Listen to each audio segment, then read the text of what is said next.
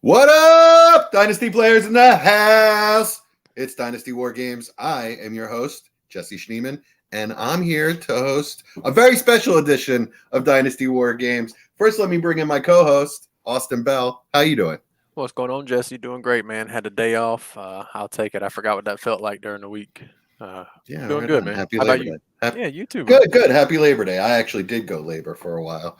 I just had some stuff that I needed to get done at work while nobody else was there, and it was a perfect opportunity. That is the perfect day. Yeah, man. Yeah, and otherwise it's just been real relaxing, kind of recovering from last night. Kind of tore it up a little. There you go. Got to. How's draft season treating you? Pretty good. I only did 2 redrafts, so they went quick, and we did them 2 weeks ago, I think. So my JTs and my Breeses and my Dalvin Cooks aren't very happy, especially if some of them are on the same teams. But otherwise, good. It's redraft. You never know what you're gonna get. So the reason I said this was a very special episode is that we are lucky enough to be graced by the presence of the Patriarch of the Dynasty Warzone Network. Welcome in, Memphis. How are you today? Oh man, I'm doing good. I'm doing podcasts. I'm editing podcasts. I'm preparing for more podcasts. Let's do some podcasts. Right on. And is that Lulu in the background there? Nah, that was Sadie. That's the other one. Sadie. That's the one you'll hear barking most of the time. She likes to let her presence be known. Yeah, that's what beagles do, man. Yeah. That's cool. Oh, we have a new podcast, dog? Oh, yeah. What's that? Yeah. We have a new podcast? Awesome. Sadie, and then there's a puppy running around, too. Yeah, she's going outside to make sure she doesn't do it inside. Right on. That makes for a mess. Yes. Yeah. Trying to prevent that. She's gone a week now, so we'll take it. And then Step the fourth member of our podcast will be crossing back and forth behind Austin most of the time. That's right. All right, guys. So what do you say we talk some Dynasty? Let's do it. Sounds good to me. Yeah, that's why we're here, right? So last week we did overlooked players. Came up with a pretty good list, I thought, and then we figured out what they were worth, what you get them for, and whether you should or not. This week we're going to do overhyped players. We talked briefly before we started, and it doesn't sound like we have some popular picks here, but that's what the overhyped list is. Guys, these are players. We're not saying these are players you shouldn't draft. We're not saying these are players you shouldn't acquire. Everybody's acquirable at their price, right? Unless they're a roster clogger. These aren't really roster cloggers. These are overhyped players, guys that are probably not worth the price. So we're gonna bring up a player. You guys are gonna make your case, and then we'll talk about what they're worth, and we'll figure out whether they're overhyped or not. Right? Sounds good to me. That's right. Cool, Memphis. Yeah, Memphis, you're the guest. Why don't you go first?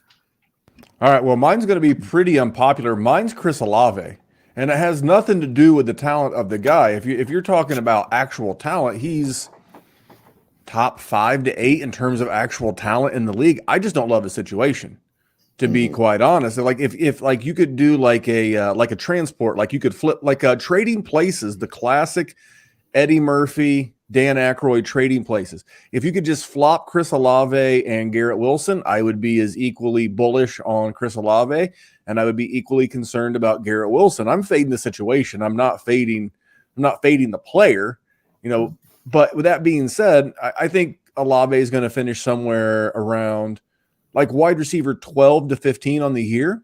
And it's just about the data, right? Last year, New Orleans finished in the bottom third of the league in pass attempts. They averaged 30 passes a game.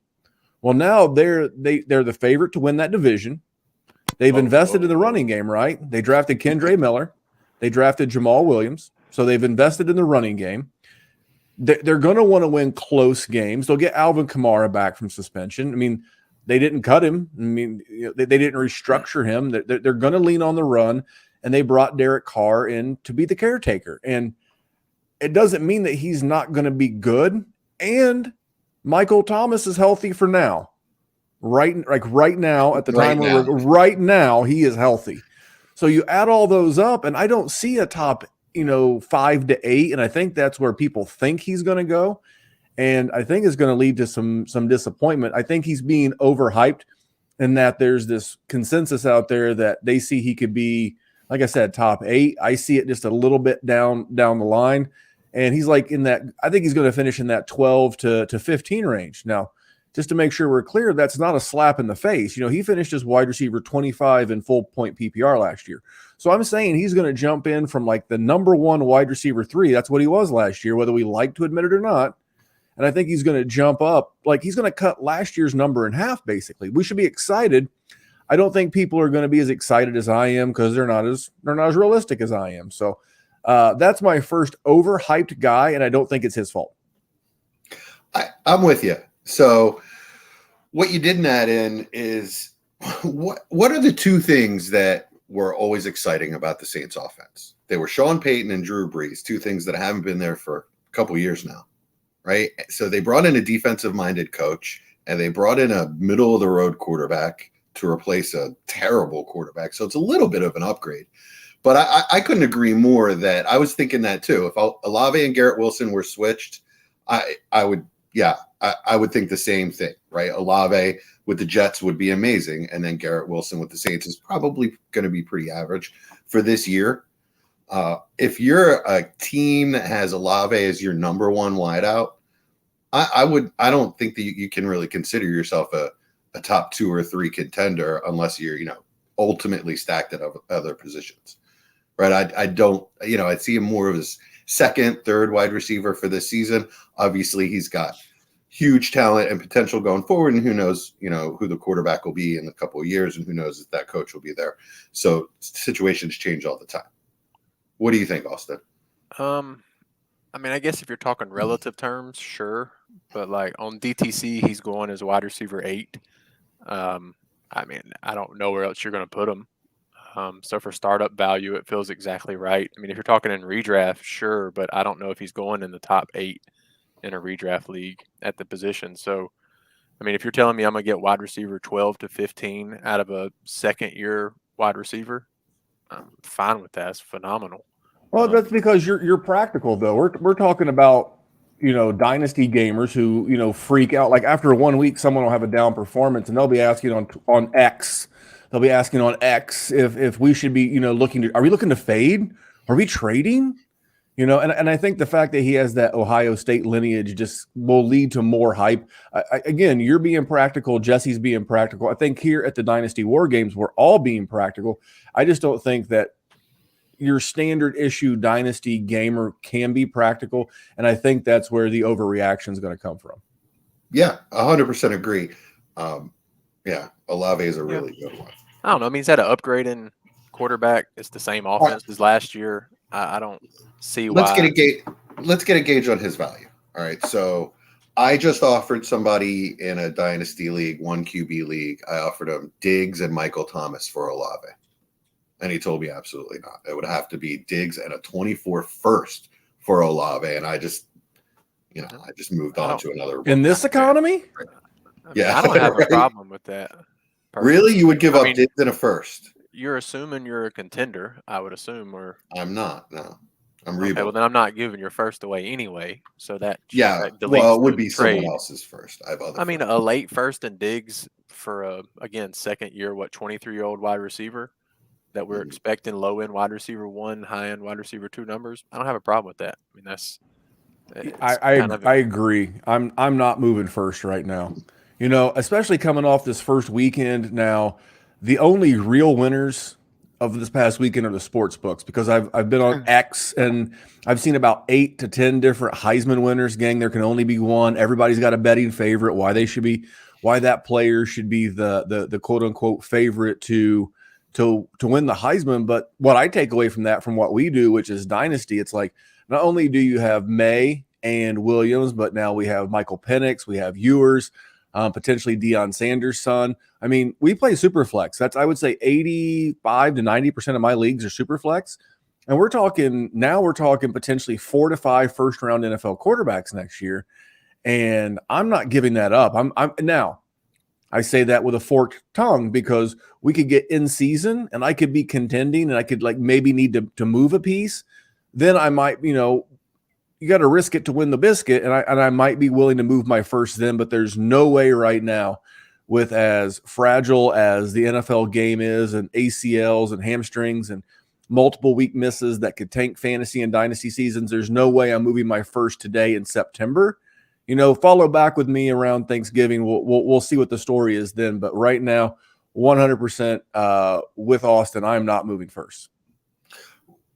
Well, my whole point is that if Olave is overhyped, right, and doesn't perform up to wide receiver 1 standards, his value is going to drop. And while Diggs is balling out in season, this team is trying to contend.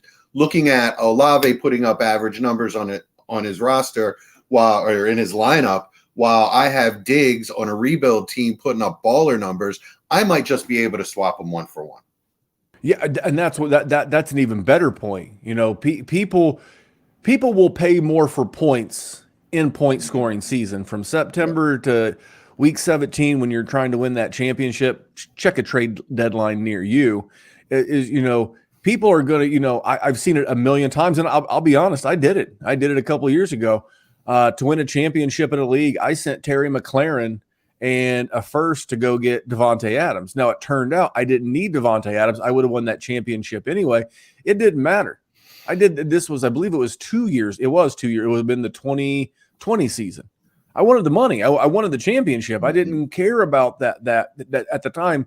Terry McLaurin was a top 12 or whatever he was, startup wide receiver, and my first. I didn't care. I wanted the money. I wanted the championship. So I made a compromise. It's a compromise I won't make in September, but I will potentially make later. Yeah, right on. I mean, we're all about championships. That's, we're not here to build pretty rosters. We're here to win, right? And I really do like saving my first or any capital I have till later in the year. I just was trying it out. What can I get for Diggs? And I was really surprised. So I think we've kind of found that Olave is overhyped right now if we think that we can get him for less in season. Austin, who you got? Actually, the next name on DTC wide receiver rankings, T. Higgins. I thought you were going to say Devontae Smith, and we're going to have to fight. Oh, no, of course not. No. Wide receiver 9 in a startup. No, Tell them about it, Austin. No, thank you. I don't see it. Already 24 years old, going in a contract year on one of the best offenses in the league. It most likely can't get better. Teams that are going to have the money are going to go for him. And I don't see him having a Joe Burrow throwing him the ball next year. He's a really boom bust type of player that I think, 3 or 4 weeks, he scored a ridiculous amount of his season points. Rest of the year, he's tough to start, to be honest. When Chase was out, I might add. Yeah, so even more. I think at wide receiver 9, you're talking a big difference. It should be closer to 13 to 15 looking at it. Yeah, she never fails. She's got to talk. Sorry about that. That's awesome. It's all good. But yeah, when I was looking through, so I struggled with these names, and as I go through later, we'll see that. But this was the one that just stuck out to me looking at positional rankings. I was like, a top 10 wide receiver, I don't see it. There's just a few places next year that he can go that I'm like, oh, wide receiver 9, I'm happy I got him there. Yeah, I see him as wide receiver 15-ish.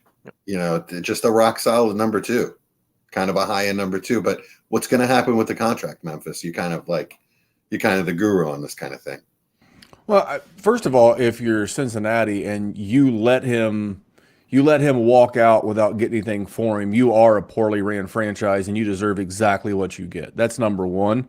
I predict and we're going to see more of this. I don't know how much you guys want to jump into Kyler Murray, but there's this whole thing with the cap, which I just learned this past week, is that there are ways that these NFL teams are skirting the old-fashioned rule where you had to put all of the guaranteed money in escrow by guaranteeing it against injury and against performance. And I was like, okay, so when are these teams going to start skirting other things like the franchise tag? And the franchise tag is not tag and trade. That's not like the NBA where it's a sign and trade.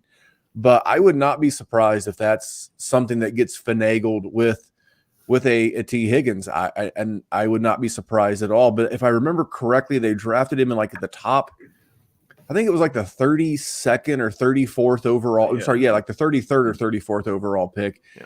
And you know, you can't let that guy walk out the door, but you're 100% right. Memory serves. I was getting ready to pull it up, but I don't think he's ever finished higher than like wide receiver 17 on a season. He's like right there in that window. What's that? I think it was 15 but yeah, so like he's never even been a wide receiver 1. How the hell is he a top 10 wide receiver in a startup? I don't get it. You got Joe Burrow dollar signs in your eyes, and to Austin's point, you're missing the big point. I don't think he's going to be there. Now maybe he winds up in a very nice situation. He very well could. I mean, I could see a team, like, as crazy as it would sound, let's say Houston's pick's not as bad as, you know, we think it could be. Could they, you know, could Arizona trade Houston's pick? I don't know. I don't know why you would want to pay a second contract, but there will be teams interested. But I think part of that value is being tied to Joe Burrow, and I just don't see it long term. They've got to extend Jamar Chase. They've still got to extend Burrow, and I don't know how you justify having two $25-ish million wide receivers on the same roster. I just do not get it. Yep. Franchise tag for wide receiver next offseason is around 28 million. No, it's 22. I did it last 22. night. Oh, okay. When I did the Dynasty Warzone live stream on Sunday night, someone asked, and because we had a third member of the show last night, I was able to Google it. It's 22 million next year, so they could franchise tag him, and then like I said, tag and trade. Would not surprise me, but I think I would look for that at the draft. But I think Austin's on it. If you can cash out for, like, you know, Austin, real quick while you're there, where's Devonta Smith and all that? He is, I believe it was 12, but let me double check. I switched positions. It's loading back. No, you're totally good because he's 11. Okay, 11. So it's Tyreek, Devonta, Diggs, Cup, London, JSN to finish to 15. If I could get any kind of quote unquote cheese on my Whopper with Devonta Smith for T. Higgins, if I could get Devonta Smith in a second for T. Higgins, he's gone. Because I truly believe he is the one in Philadelphia. I know I'll get pushed back for that. I don't really care. But I'm 100% with you on T. Higgins. Jesse, you seem to be more into T. Higgins than the rest of us. Am I wrong? No. I absolutely am not. No, I like T. Higgins. But no, I don't see him as a wide receiver 1 at all. The price on him is just outrageous. And I just looked it up. You were right. It's actually, he was wide receiver 18 in PPR was his highest finish. 24 and 28 were his other finishes. He's a good receiver, but yeah, it's a little out of control right now. Like I wouldn't give Diggs straight up for him, and I feel like I might get turned down if I offered that. Right? It's worth a shot. I mean, I think right now, I would love that. I think that would be the definition of a dynasty win for me. If you could trade Stephon Diggs, and he may have a great season, but he's a malcontent.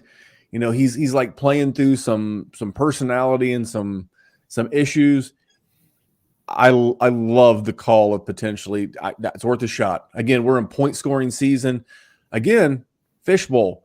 Devonta Smith only scored 9 PPR points in week 1. Are we off of him, community? Because you already see it on X come like Sunday afternoon at like 5:30.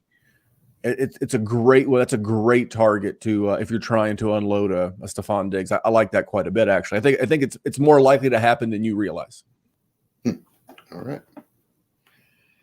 Guys, you're going to be and the reason why I think it's more possible than you realize is I think there's just this perception, and perception becomes reality, is that Diggs is a wide receiver 1 with a great quarterback, and that Devonta Smith is the 2. So I think, you know, in some people's minds that may be a deal worth making, especially if Diggs has a huge week 1. Oh, you mean for Devonta Smith? Yeah. No, that's how I got Diggs. I traded Devonta Smith for Diggs and Miles Sanders. Okay, well then you got the cheese on your Whopper. I'm fine with that. That's a win now. That's a win now move. Yeah, I'm going to flip both of those pieces though. It was just kind of like, well, it's just way more value than Devonta Smith alone. So if I trade both these guys off for separate pieces, I'll end up better off. Is how I looked at it. You're a champion. Don't tell him that. I am a champion. I'm a dynasty champion. Do you remember Double Deuce, Austin? Yeah. The bar from the movie Roadhouse? No, we're in a league together where With Patrick Swayze. Oh, he's dead. What about Sam Elliott? Is he in the league? Yes, Sam Elliott. No, he's the mayor of Quahog. He doesn't have time for us. Giggity. I didn't know if you knew that. All right, yeah. So you guys are going to be a little pissy with my first player on the list, but I really think that Christian McCaffrey is way overhyped. All right, so if you think about the fact that he is the 101 to 103 in redraft right now, these people are out of their absolute minds to me. I do not understand that at all. So you have an aging running back, right? And in Dynasty, we hate aging running backs, right? We don't value them at all. We have a player whose coach has come out and said, I'm taking volume away from him. So he's not a volume play anymore. They're going to spell him with Debo and Elijah Mitchell and, I don't know, Tyrion Davis-Price, whoever the hell else. Shanahan will throw out anybody. He really doesn't care. He's going to save Christian McCaffrey for the NFL playoffs, not the fantasy playoffs, right? So Christian McCaffrey, yes, is going to be extremely efficient, but there are absolutely no guarantees that this kind of timeshare, losing volume type of thing is really going to work. He still could get hurt. He's still hugely risky as an injury, right? Well, we can't play Dynasty like that, though. You can't include injury because of that. That's something that's not fair to players. I think you can if they have a history. Running backs. If they have a history of injury. Well, and if they have an injury, every player doesn't have a history injuries until they do. So it's so dangerous playing Dynasty like that. Because how many games did he play last year? But how many did he play the 2 years before? Oh, I know. He was on my team. You're not. Yeah, let's say he played 10. He played 10 the previous 2 years. And to Jesse's point, I agree with Jesse. He's the Ferrari.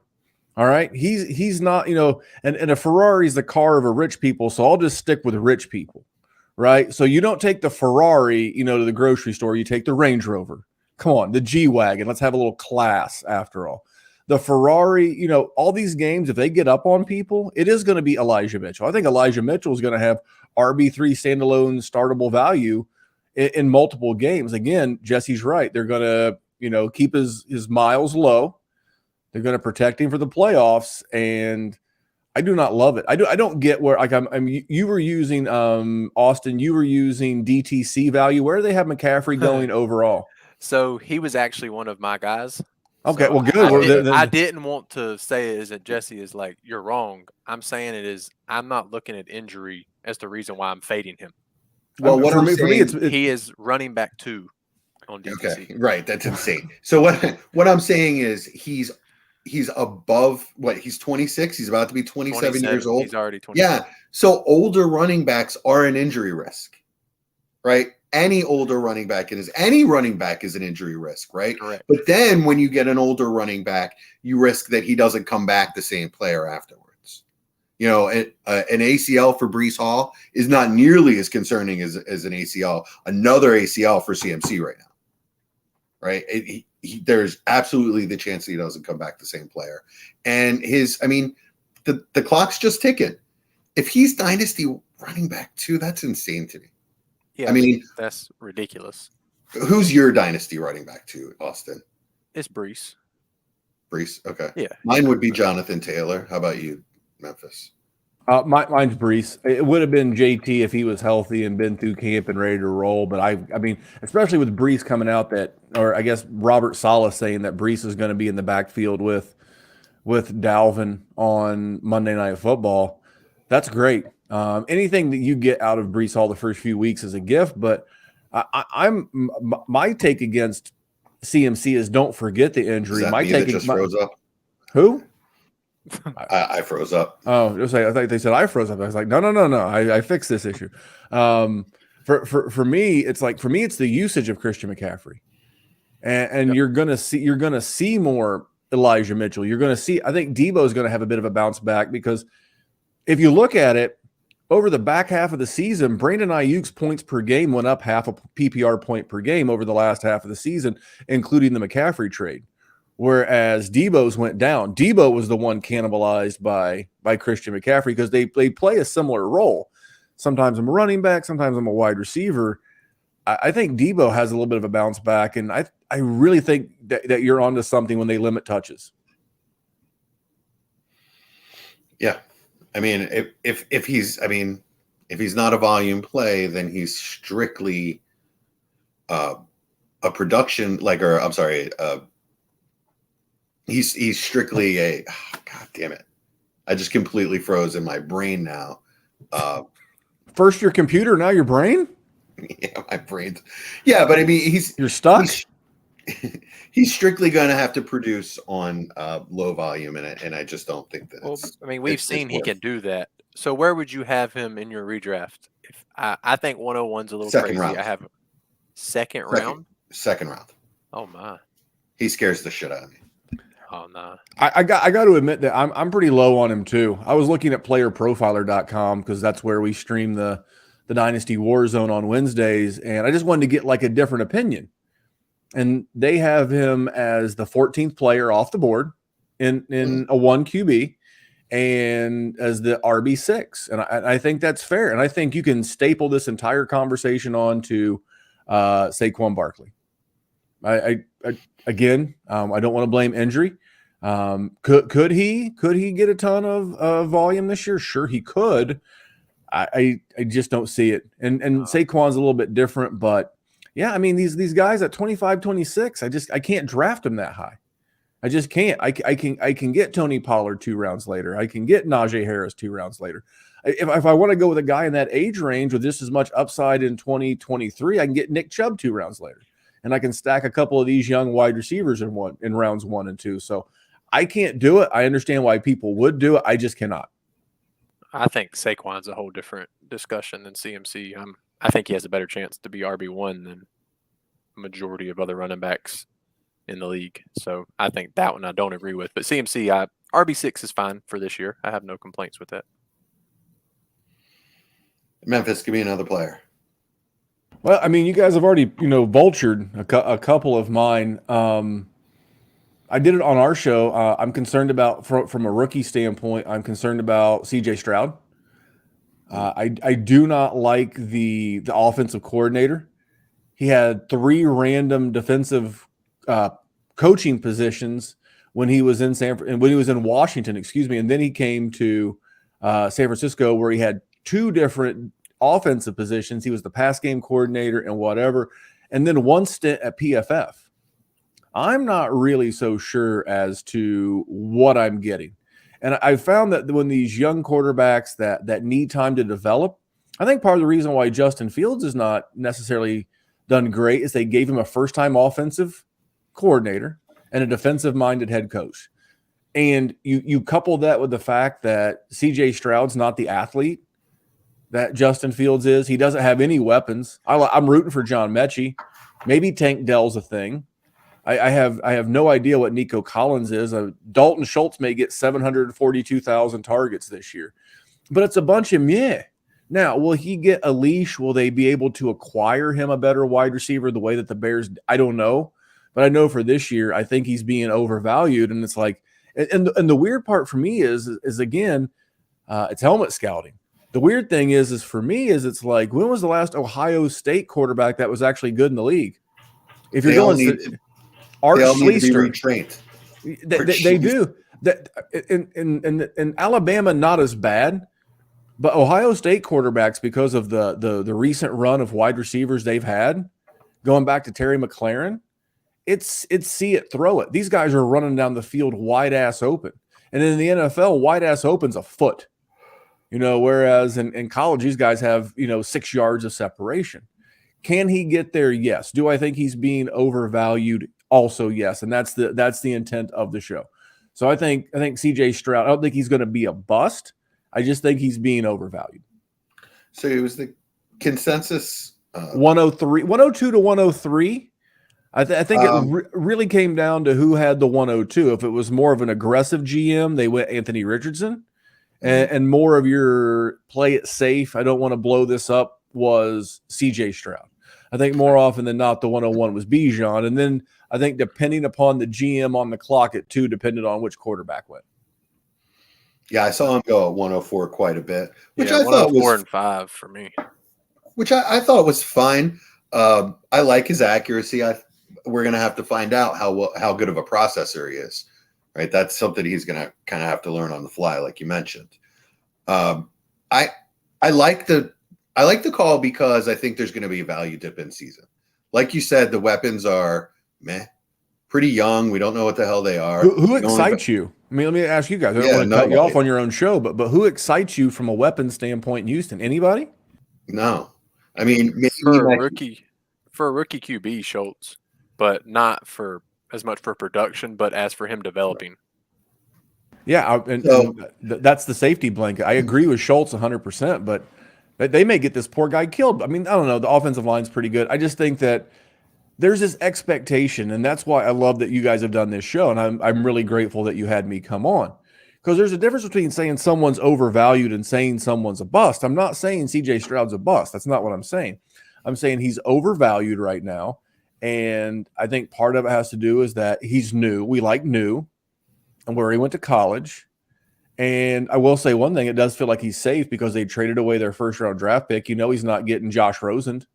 So he's going to get a couple of 2-3 years. That's cool. Just don't expect this. Again, this is all about tempering expectations and setting realistic expectations for these guys. Like, again, so we'll go back to Chris Olave, Christian McCaffrey, all these guys we've mentioned. We don't hate them. We're just being realistic. Yeah. Well, these next 4 weeks are some of the best buy times in Dynasty. Like Memphis has said, people panic. So you can get some of the best value ever these next 4 weeks. So if you know your team's loaded, like I have a couple rosters where it feels like I can't be touched barring 5-6 injuries, and I have my first. Those are the times I'm using my first in the first month because I'm going to go get somebody that struggled, whether it be CJ Stroud, whether it be JSN, whether it be whoever it may be. I did it with Garrett Wilson a ton last year in the preseason, just somebody I believed in. Either way, it's just now's the time, these next couple weeks, people panic, flip somebody that's going crazy for the better player. CJ Stroud may be the perfect example. Yeah, this might be a great opportunity. Kirk Cousins is going to do well, but I think this is his last year in Minnesota. But I think he's going to ball out, right? They added Jordan Addison. They've got Justin Jefferson. TJ Hawkinson signed. All of a sudden, he's feeling better. Funny how that works. But all of a sudden, he's going to do great. And in season, think about this: you're not contending, or like you're just really not going to get there. And Kirk Cousins is like wide receiver 7, and CJ Stroud's struggling. Can you send CJ Stroud like in November could you send Kirk Cousins in a second for CJ Stroud in the first to a desperate GM, especially if they got like a quarterback injury? Yeah, he'd be killing it. Dude, that'd be fishing with dynamite. I'll just tell you that right now. So that's why you don't get. That's why when you have the young players that get off to a bad start, that's why you listen to the Dynasty War Games, because these guys create great topics and bring monkeys like me on here to talk about them. But then also you just keep your wits about you. It's Dynasty. We're in this for the long haul, and we don't want you to get fleeced, but we want you to go out and do the fleecing. That's the kind of move I'd make. Like right around, like that would be the move. The minute that someone got hurt, I'm going to unload a Kirk Cousins, and going into 24, I want a CJ Stroud because offensive line's good. I believe that DeMeco Ryans is a good head coach. We'll see what happens with the offense, but that's just kind of how my mind works. So what gives me pause with CJ Stroud a little bit is I don't really like the way that GM handled their first draft, right? And I really kind of shook my confidence in this guy. He's a new GM, right? And they traded a lot to come back up and get that defensive end. I didn't think it really made a lot of sense. They should have just taken the draft, let it fall to them where it was. It feels like they're pressing. I'm not sure that they're going to be able to surround CJ Stroud with the right talent.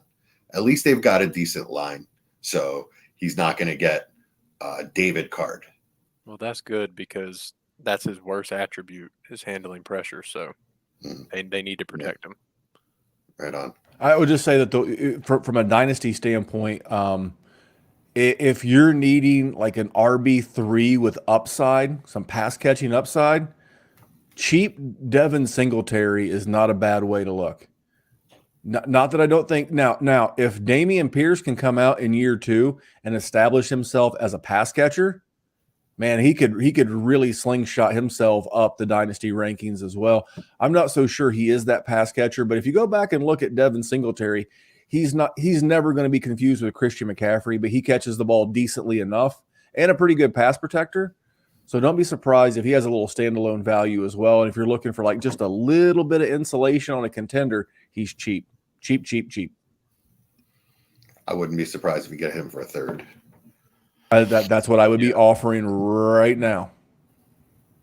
All right, gentlemen, we are halfway through the show, and I have not even brought up the number one overhyped, overvalued, most likely to bust player in all of fantasy football. Jalen Hurts. So,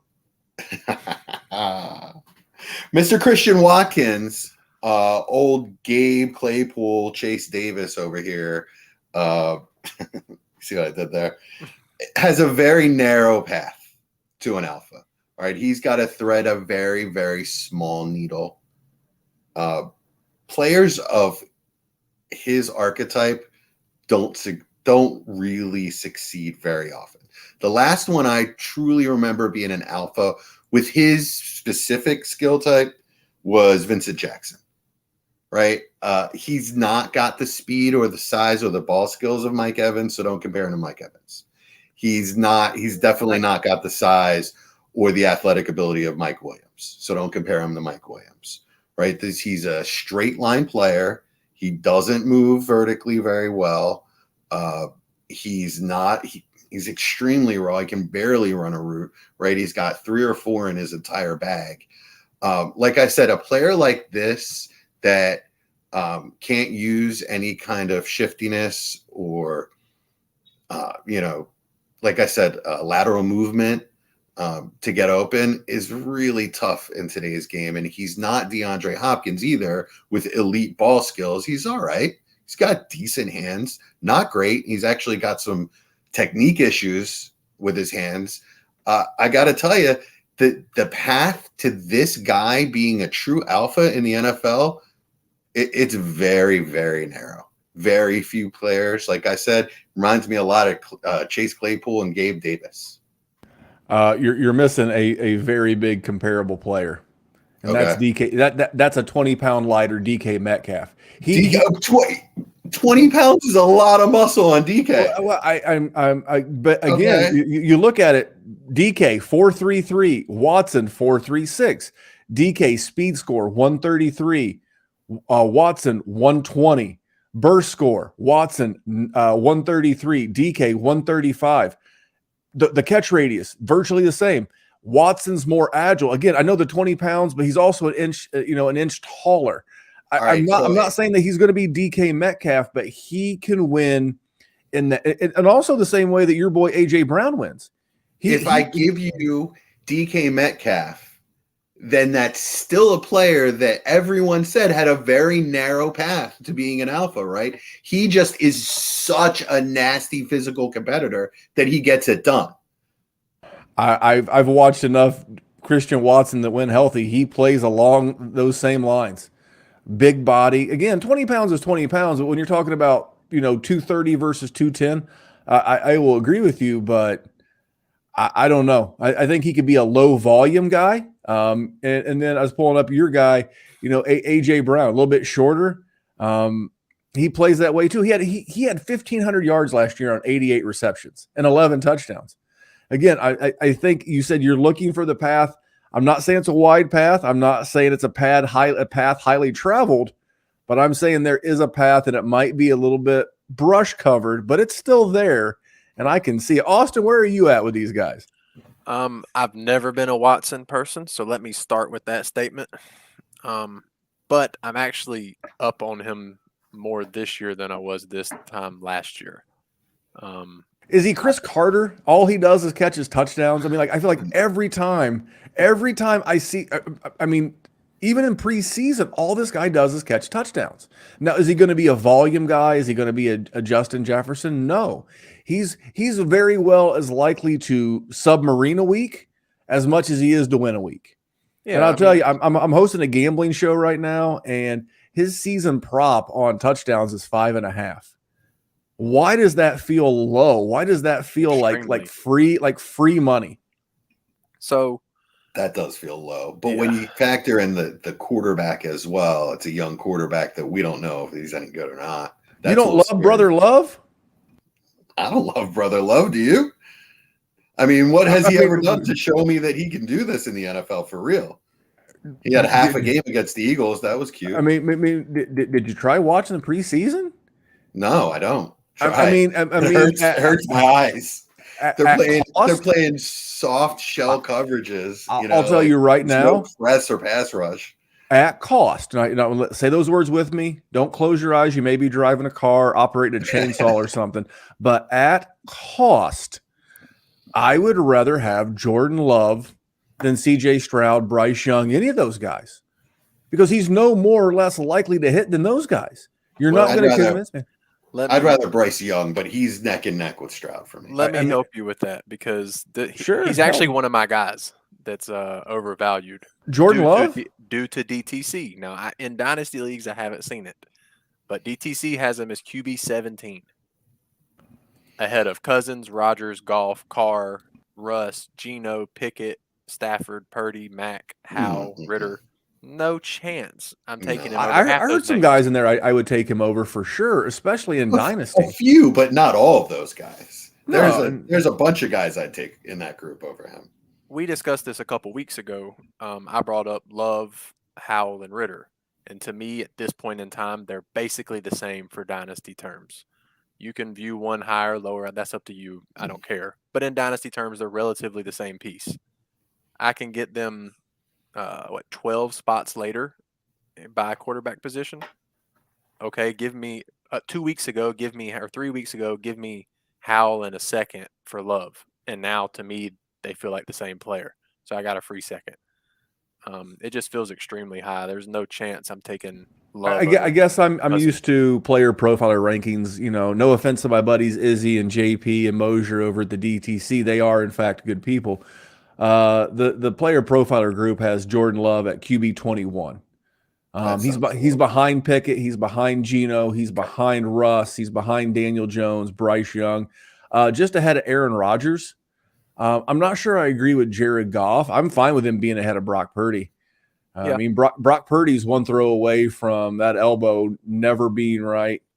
So I kind of get where they're coming from, but I think Jordan Love's fairly ranked and fairly valued. And here's the thing. I think both DTC and Player Profiler are actually higher on him than your actual league mates, unless you happen to play with a bunch of cheeseheads, but that could be too. Yeah. In leagues, I haven't seen him go for anything crazy. I just saw DTC, which usually does a decent job at filling out the community, and felt like that was pretty wild to see him that high. More than a finger on the pulse. Like I said, Izzy, JP, Mosier, those guys are great. I just kind of lean toward what Player Profiler has. I think QB 21. Like that's if you think about if you're a 12-team league, which I think a lot of us are, that's barely a QB 2. I think that's more than fair at that valuation.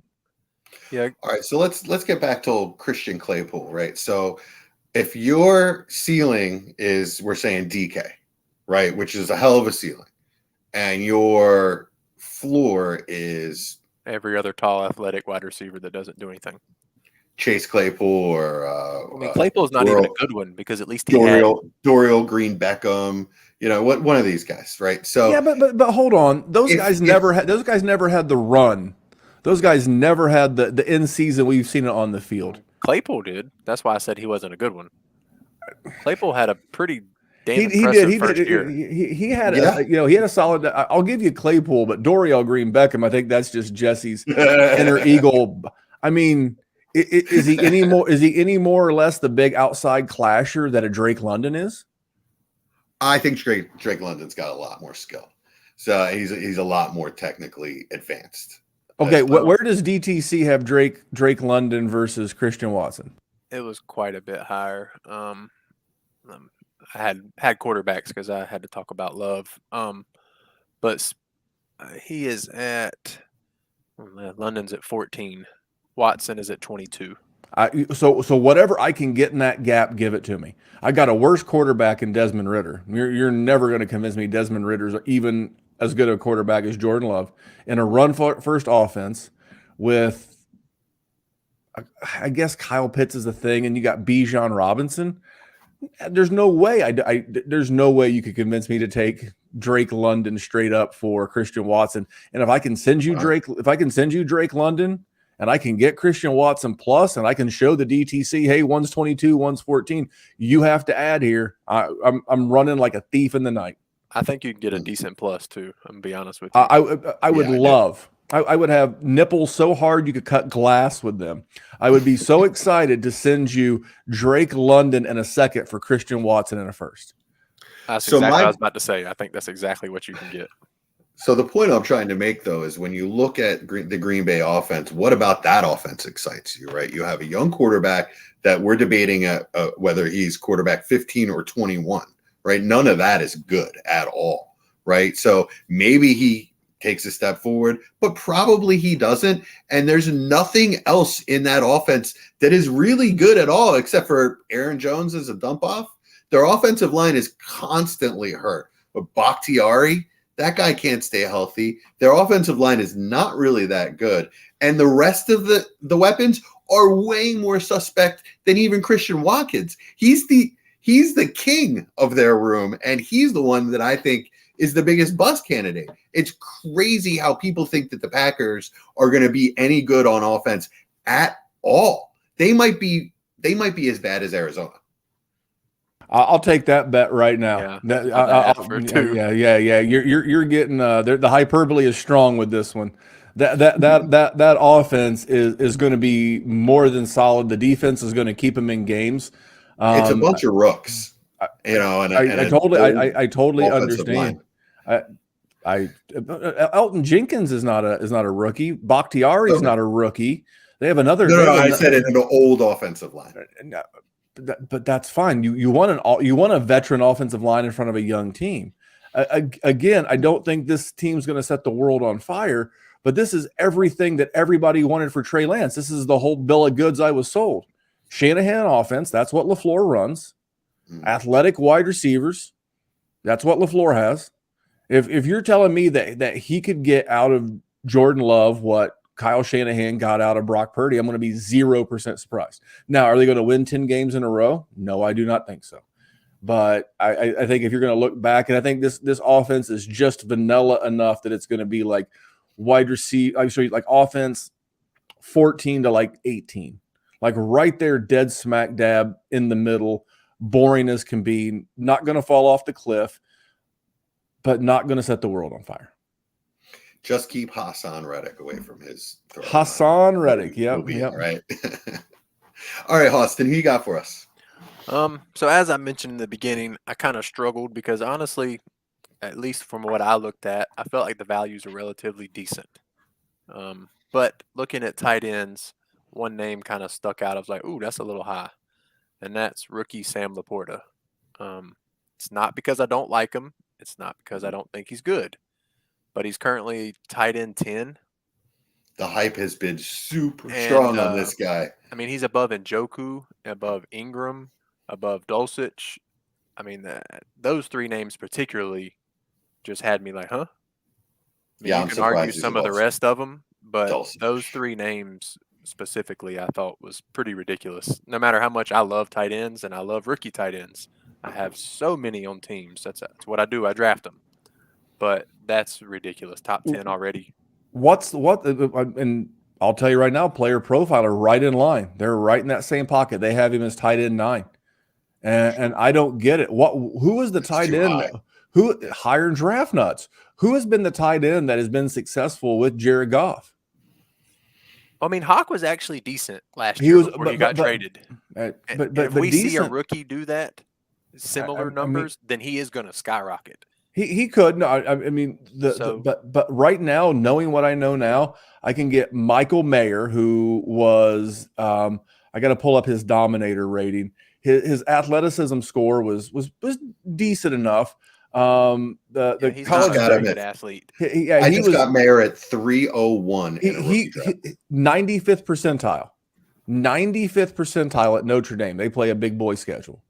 And he's dominating at that level in college. And I know what his offensive coordinator does with tight ends. I know what he does with big tight ends. And I'm not saying Michael Mayer is going to be Gronk, but if I had to pick one, and I don't dislike Sam Laporta. Sam Laporta's in the wait and see. Same. But if we're on a rookie clock right now and I have to take a tight end, I'm pretty sure I'm taking Mayer ahead of him. And I'm not so sure I'm not taking Musgrave ahead of him. See, I don't agree Kincaid? with that. Oh, I love Musgrave, the athlete. So five Laporta athletes, five sport athlete in high school. Yeah, super Laporta free. is my tight end too in rookie draft. So like I didn't even want to get it twisted, but it's just the cost currently. Like he's dead even with Darren Waller. You're telling me if I took Laporta, like say I had somebody's mid-second in a tight end premium league, I got Laporta, I can trade him straight up for Waller right now on my contending team? Oh, please. So you're saying before he's played a snap, Laporta's already worth a first, and nobody took him there. Oh, that's he's crazy. Gone up, yeah, that's what that. And that's all hype. Yeah. That's all camp hype. That's all. He's Goff's boy. He's the man in this offense. Blah blah blah blah. This is all hype. This is completely the point of this show right here. It's not that we don't like Sam Laporta. We just don't like paying a first for him. That's crazy before the man's even taken a snap. Yeah, you ain't got to convince me. I'm not anti Laporta. I'm just I don't see where the volume comes from, because you still got Amon-Ra St. Brown sucking all the oxygen out of the room. We're talking about putting Jamar Gibbs in the slot. Jameson Williams will be back at some point. Marvin Jones is still a proven veteran, and this will be a pretty pass-happy offense. I don't pretend that it's not, but then again, I mean, we could say a guy would be like the tight end 7 and would be barely usable most weeks. Yeah, that's true. All right, Memphis, who you got for me? I mean, I brought him up earlier, Drake London. I don't get it. Wide receiver 13. Guys, it's volume and value. Where's the volume coming from? And to his credit, he proved me dead wrong last year. One of my big issues with him was that he had been quite a bit injured in college, and he had never played double-digit games in a collegiate season. Came out last year, played them all. Looked okay, but he's the wide receiver 13 per DTC. Per player profiler. Where's he at DTC, Austin? 14 DTC, 13 on Keep Trade Cut. So that's pure community. So he's a borderline 1. And for me, it's like I would much rather have, those guys around him. Again, I said, I'll take Christian Watson because I think they're just as iffy. I like one quarterback better than the other. Guys also going behind him that I like. Chris Godwin, give me the 27-year-old over Drake London. Give me the guy who's going to be behind. Give me the guy who had 140 targets last year, because you know what? He's 27, so I'll get to ride him in Dynasty for age 27, age 28, age 29, and I can maybe get a first back with Chris Godwin because the world wants Drake London because he's young and shiny. Cool. Give me the 140 targets. I would love to have him. There's a ton of guys. I would even take George Pickens plus over Drake London. And I don't like George Pickens. I just do. I mean, I'll pass it back to one of you guys. Austin, I'll give it to you. Where does the Drake London hype come from? His last season in college is the easiest answer, and then draft capital is the second easiest answer. I will bring this take out right here on the Dynasty War Games. Much like the final grade point average you had in college doesn't mean shit the minute you go to a job interview. It doesn't mean shit in the NFL what you did in college. I don't care. It's what can you do for this organization going forward? It's the question every hiring manager in America would ask. Great. You had a 3.8 in whatever the hell. It doesn't matter. What can you do now? What are your skills going to translate now? And I don't see it translating to a shit pile of fantasy points. I could be wrong. I think he's going to be a guy who's going to be DK Metcalf or Christian Watson or T. Higgins, a guy who's going to have a blow-up week and then a shitty week. And then a shitty week, and then a blow-up week. He's not a guy that each and every week is going to be consistent, and that's the word. He's not a consistent week-out wide receiver 1, but he's on that fringe and he's valued like that. It's nothing against him. He doesn't owe me money or anything. It's just where I see him going. I see him in that type. Big body outside clashers just don't do it for me. All right, I'll give you the argument for Drake London. So I'm not in love with him. I have one share. It's because I got him kind of free. I traded seriously. I traded 110 and 201 for Drake London and a 25 first, and it's from a team that's terrible. Like it's going to be a high 25 first, and there's no way he can pull himself out of it. This is in Einstein's Austin. Yeah, I remember the trade. That's why I giggled when you said that. It's the only share I have, and it's because it was like a no-brainer. But I'll give you the argument for him is that as a rookie, he's wide receiver 31 in PPR, gained 117 targets, 72 catches, 866 yards, 4 touchdowns. Like I said, as a rookie with Marcus Mariota, who can't stop overthrowing people on a constant basis. He's one of the least accurate quarterbacks in football. Like with no pressure in the preseason, just couldn't stop overthrowing people this year. Like he was terrible last year. He's the only thing he can really do is run, which doesn't help Drake London. So the fact that he put those numbers up is pretty remarkable, in my opinion. I could see a pretty decent wide receiver 2 year out of him where he's, I don't know, wide receiver 20 to 24, something like that. But he's being valued at wide receiver 13 or 14. Yeah, that's too high. Well, so that's because the Dynasty startup, though. That's different. We're not playing redraft. So it's a little fickle game, in my opinion. Sure, but Memphis did mention, I mean, it's obvious that it is a run-first offense. You have to understand situations change all the time. Ritter is not likely to be their quarterback next year, but now you got to cross your fingers and hope that whoever they bring in is better than Ritter. Hell, it could be the Tin Man Carson Wentz, for Christ's sake, and the whole thing could go in the tank. Who knows? Like, teams do irrational things all the time, so you can't assume that there'll be a quarterback upgrade.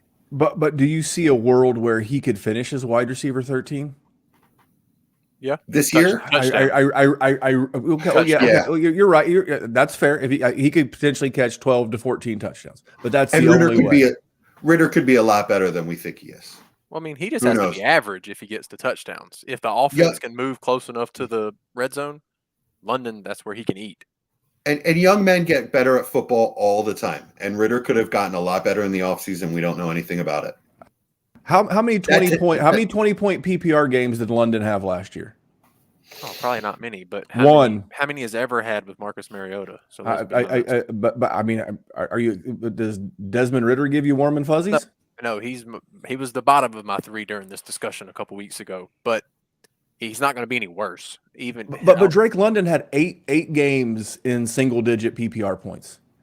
8. That's literally almost half. He played 17 games. I mean, he literally had less than 10 points 8 times. Yeah.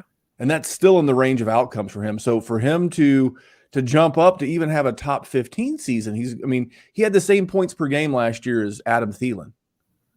Scary stuff for a guy that you're paying wide receiver 13 prices for. That's why I'd rather move down a tier, pick up some additional draft capital, and get guys just as likely to finish in that same range, whether it's Christian Watson or Pickens. And at least I'm sitting on some extra draft capital. Yeah, I didn't hurt my week to week scoring potential because I'm looking right now. George Pickens last year 9.8 PPR points per game. Drake London 10.5. Can I fade that 0.8 points a game and get a first? Because I'm gonna. And Pickens is just as likely to take a step forward as Drake London. So I'm just trying to get the same points production in 23 while adding and insulating for 2024 and beyond. That's why I don't like him. That's a totally fair argument with that aspect. I get it totally. Just looking at startup value, there's not many names in that short range right behind him that I'm not going to take him over. So he's kind of that dead zone of receiver. It's gross. After the first 8 or 9, I don't like any of them.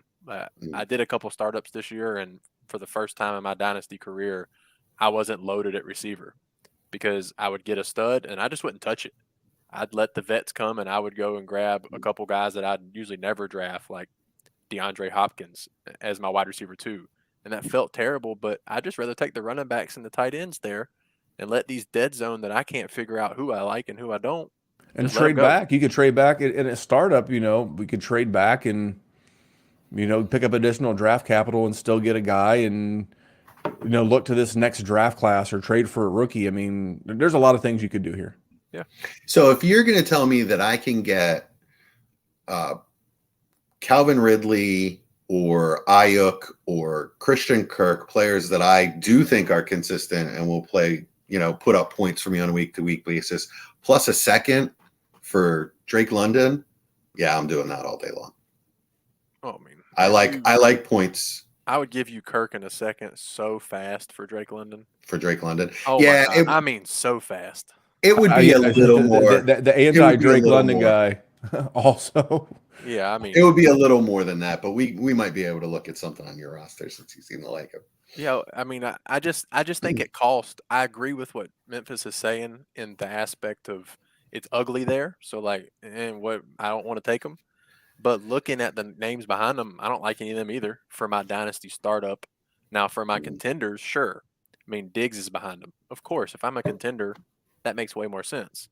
But a lot of people aren't contenders, even if they think they are. So in that case, I don't get it as much. I would take Ridley in a second. That's what it would take.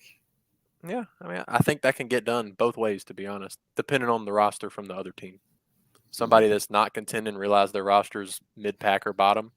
I think getting Drake London for Ridley in their second, which would end up being probably early, would work out. Right on. All right, gentlemen. I think we did it. I mean, we did something. Yeah. But I think we figured some things out. I got one more player. Do you guys want to do it, or do you want to get out of here? Let's do it. Game, let's rock. You can't say I got one more player, then put me and Austin on the spot. Be like, do you guys? Oh, yeah. So these guys are the assholes. Jesse's not the asshole. There's your assholes. No, we got to do it now. All right. So the most average starting running back in all of football is Rachaad White. All right. He's average at everything except for his vision, which is suspect at best. He bounces outside way too much. He needs to take a real jump in skill level, not athletic ability, because that'll never happen, right? He's still going to be an average athlete no matter what happens. But he needs to take a huge jump in skill level and vision to really be a productive starting running back. And he's got one of the most talented running backs that is so overlooked in fantasy football right now, right on his heels in Sean Tucker. Rachaad White doesn't excite me at all. All he has is a job, and he might not have it for long. Austin? It depends on relative to what you're saying. I mean, are you taking Joe Mixon or Rachaad White in a startup? Average team. Let's not say you're a heavy contender. Let's just say you're building your team, and Rachaad White and Joe Mixon are the top two options. Because they're back-to-back in rankings, and disgusting. I don't like it. Yeah, so I mean, he's really where he should be. He's not. I've tried to sell him. Heck, in leagues, I have him that I can't even get a first for him. I want to. I mean, I've seen him go in like 6th, 7th round in redraft, which I think is gross. Memphis, what do you think about him? Well, I could not be more on Rachaad White, but with a caveat. He is, you heard the old stories from the boiler rooms back in the day. The mafia did this. The pump and dump stock. That is Rachaad White. I'm telling you, he's going to get 100+ targets. Baker Mayfield is the most checked down by percentage, the most checked down quarterback in the league. And how does Baker keep his job? By not throwing interceptions. You think he's going to push the ball down the field to Mike Evans and to jump balls? Absolutely not. It's part of the reason why I like Chris Godwin so much. He gets open. He works, he gets real separation. He works in that quadrant of the field that Baker operates. And when it's not Godwin, it's going to be Rachaad White. But the minute the season's over, I am cashing out my Rachaad White. I am more than happy to deploy him this year. I think it's going to be check down. And then this team next year, that's when they'll bring in some real. Not that I dislike Sean Tucker. If you listen to the Dynasty Warzone, I've been bullish on, Jesse, when you and I did a show with Brian Ford, he was giving us the business for liking Sean Tucker. So he gives it to me all the time. Trust me. I will tell you, Brian did not like Sean Tucker. I like Sean Tucker just fine. I don't think he's a threat to Rachaad White, but I am getting out. I've learned my James Robinson lesson. All right. When you go to Vegas or you go to Atlantic City and you get on a heater playing blackjack, you can't win the table. You can't win the casino. They can wait you out. That's how I feel about Rachaad White. You cannot wait until this guy's like an aged veteran or going into contract too. He's going to provide you a great sell window in season or out of season. Take it. Take it. So I agree, but I disagree. Does that make sense, Jesse? It does. I'm just so low on. I see what you're saying. Like both of you guys are saying, well, the cost isn't so great, so why is he overhyped? My point is that I don't think that he'll even keep that job through this season. Well, I don't think Sean Tucker's coming in there and taking it from him. Sean Tucker needs an injury. Yeah. I do. Yeah. He's not that good. If he was that good, he'd have been drafted. Yeah. No, that's wrong. That's where you're wrong. He had a heart issue that made him basically medically ineligible to be drafted. It was like who was the tackle? He's incapable of feeling love? Is that like the condition that he had? It wasn't a tackle. It was a guard. He's a psychopath. It was Trace. Who's the tackle? It wasn't a tackle. It's a guard. Trace. Lyle Collins. I was thinking of Lyle Collins for the Cowboys a few years ago. The same thing. No, he was alleged to have been involved in a murder situation. So right. Which obviously he's a stand-up young man because he plays for the Dallas Cowboys. So I mean that makes him not a rapist or a murderer. But let's move on. Don't be a hater. Don't be a hater.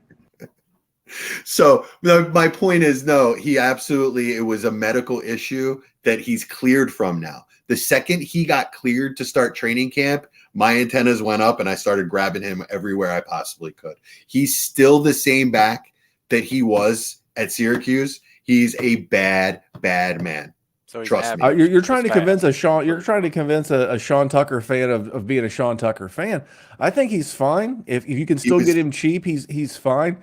But I am convinced this is Rachaad White's backfield. And I just looked last year between Leonard Fournette and Rachaad White. Leonard Fournette had 74 catches and Rachaad White had 50.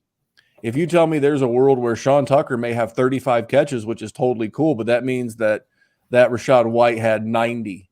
That's the kind of year that he could really be in for this year. And it's a bad offense. What do teams do? And we've seen it all the time, right? We've probably been beaten by it before. That team's down 24 points, 6 minutes to go, and they just check down the running back, check down the running back, check down, and maybe Sean Tucker gets some of those, but I think a lot of those go to Rachaad White. So I'm Najee in, but I'm out. 2 years ago. Yeah, it's Najee Harris 2 years ago. It's Saquon in his rookie year. Yes, look for the veteran QB who's afraid to push the ball down the field, and it's. I'm telling you, you're right. You're just a year early. I mean, it was Lenny last year in the same offense. He saved 74. me so many weeks going into the fourth quarter. I'm like, God, Lenny ain't done nothing this whole game. And then he gets 6 catches in the fourth quarter for 50 yards. Leonard Fournette finished last year as an RB1. He finished as the RB12 on the season. And he had he played 16 of 17 games. 13 of those games were in double-digit points. He had 10 or more points in 13 of the 16 games that he played. And it was all predicated on 74 check down receptions. It's the offense. Like I said earlier about Chris Olave. I'm not fading, Olave. I'm fading the situation. I'm not buying Rachaad White and his athleticism. I'm buying the situation, and I'm going to sell it in a year. Nice. So there's your fantasy take on my film study. Pretty much. All right, guys, man, this was amazing. I really appreciate you guys getting together with us, Memphis joining us on the War Games. Very rare. We haven't had you since April during the draft. Yeah, it was April for sure. And then we had you on last week. You dropped a little knowledge for us over on our clip show. For the first time, we had Jesse on there with, Jesse and Dallas and both Kyles, Dr. Kyle, and of course, the good Kyle from the FF Fellas. We had those guys mix it up along with a bunch of our friends at Roto Underworld. And I was one of the big things that I said online and I said in our group chat is I was very proud to be able to show the Roto Underworld player profiler audience the kind of guys that create content at the Dynasty Warzone network of podcasts. And you guys did great, and I appreciate you having me on. Yeah, and appreciated you giving me that chance. I'll do those for you anytime you want. Oh yeah, for sure. We gotta get Austin on there next. Yeah, heck yeah, I'm game. Right on. We'll get you guys on. All right, guys. Anything else? Well, Memphis, give us some plugs. Let's see here. The Juice, doing the Juice on Friday nights, player profiler. It's a gambling show, guys. You gotta, I would highly recommend that you subscribe to the Player Profiler YouTube channel because you'll get the notification that the show goes live if you turn it on. Because in gambling, the lines move so quickly. You know what? I will be putting this out on Thursday. I'm keeping an eye on it because it's going to be like a quick hitter. But I'll go ahead and put it out on this show, which will probably come out on Wednesday or Thursday as well, in time for the first game of the season. Hallelujah! It's here. I'm looking over on David Montgomery's rushing prop. It's 47.5 yards. No Chris Jones for the Chiefs. Thank you very much. And how does Dan Campbell establish that? You got a great offensive line. You can establish the run a little bit, keep it slow early. It's going to be hot. Defense wears down. It's going to be like 88 and humid. So I see a world where David Montgomery does well. But those are the kind of props I'll be doing on the Juice. Doing that, Dynasty Warzone, that's it. I killed myself all off season. It's weird that as Dynasty content creators, we get to kind of slow down a little bit, but we also reformatted the Dynasty Warzone. We're going to be talking, I'm going to call it the rookie corner. That's where our buddy Dallas is going to give us like a 5 to 8 minute video clip of a college player to keep an eye on. Hey, keep an eye on this guy. He's draft eligible. He plays wide, whatever it is, he'll do that. And then our buddy, Dr. Kyle, board certified doctor of physical therapy in New York City, works with many pro athletes in his own right. When, not if, because unfortunately it's the world that we live in, when a big Dynasty or NFL guy gets hurt, Kyle will jump behind the mic. He'll give us a 5 to 8 minute, snippet of, what he's doing. And as you guys know, Dr. Kyle's a Dynasty gamer just like us. He plays in big high stakes leagues over at the FFPC. So he'll give us the doctor's perspective of the injury, with the information he has. And then he'll give you a Dynasty spin as well. Then Jerry and I will chip in.